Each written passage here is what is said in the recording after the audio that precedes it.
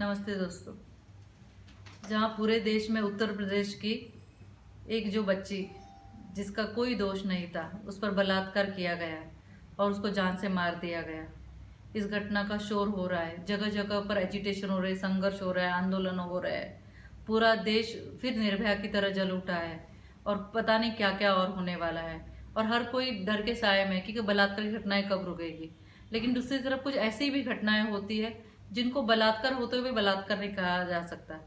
दोस्तों, कानून में बलात्कार का जो डेफिनेशन है वो वाइड कर दिया गया है। कई बार ऐसा होता है कि लड़की का कंसेंट है और आपने उसके साथ फिजिकल रिलेशन बनाए, तो इसके बाद भी वो बलात्कार का आरोप कर सकती है, क्योंकि आपने या तो उसको झांसा दिया कि मैं आपसे शादी करूंगा, या आपने उसको बंदूक की नोक पे, चाकू की नोक पे उससे उसका कंसेंट लिया। ये तो कानूनी बातें हो गई। लेकिन आज मैं एक ऐसी लड़की का उदाहरण देना चाहती हूँ जो अपनी मर्जी से इस झांसे में गई। उसका नाम था कोमल। कोमल एक ऑफिस में काम करती थी और वो अपने भविष्य के लिए बहुत ही आशावादी थी। उसको लाइफ में बहुत पैसे कमाने थे, बहुत आगे जाना था करियर में। उसको हमेशा लगा था अपने पास बड़ी गाड़ियां होनी चाहिए, नौकर चाकर होने चाहिए। वो इसी अंधाधुंधी में बस काम करती गई और रास्ते में जो भी उसको रोड़ा आया उसको निकालती गई। लेकिन एक बार ऐसा हुआ कि वो ऐसे चक्कर में फंस गई कि वहां से निकलना मुश्किल था और वो चीज गवा होती जो उसको वापस नहीं मिल सकती। वो था उसका शील, उसका चरित्र।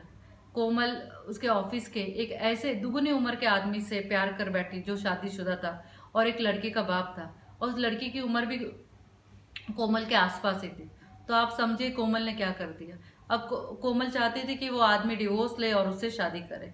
उस आदमी ने स्पष्ट कहा कि मैं तो शादी नहीं कर सकता, ये तो तुम अपनी मर्जी से मेरे से संबंध बनाने आई और तुमने बदले में मेरे से अपना प्रमोशन लिया। अब सुनिए, अब क्या करेगी कोमल।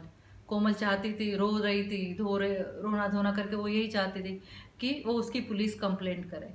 अब उस पुलिस कंप्लेंट में चीटिंग हो सकती है कि उसने लालच देकर कोमल से संबंध बनाए, लेकिन कहीं ना कहीं कोमल भी दोषी है। कानून इस मामले में क्या जजमेंट देगा ये तो वक्त ही आने वाला बताएगा। कि हो सकता है कानून में बहुत बदलाव रोज होते हैं, तो उस समय भी बदलाव हो जाएंगे कि पढ़ी लिखी औरतें जब खुद होकर किसी के झांसे में जाती है और फिजिकल रिलेशन बनाती है, तो क्या उसको चीटिंग कहा जा सकता है? क्या उसका कंसेंट माना नहीं जाएगा फिजिकल रिलेशन के लिए?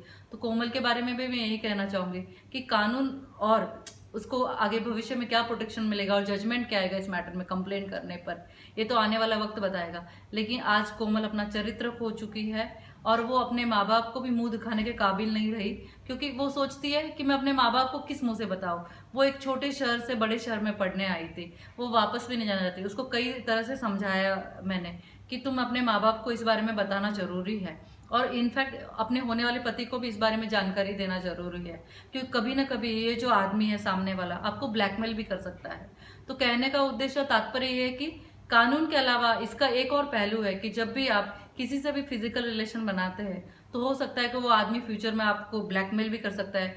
जब भी आपकी किसी से शादी होगी तो हो सकता है कि वो उस आदमी के पास आपकी तस्वीरें, आपका व्हाट्सअप चैट या आपकी कोई ऐसी चीज लेके पहुंच जाए जिससे आपका भविष्य भी खराब हो जाए। तो कृपा कर जब भी आप किसी संबंध बनाए तो अपनी आंखें खुली रखे। क्या आप उससे शादी करने वाली है और शादी नहीं करने वाली है तो इसके परिणाम क्या होंगे।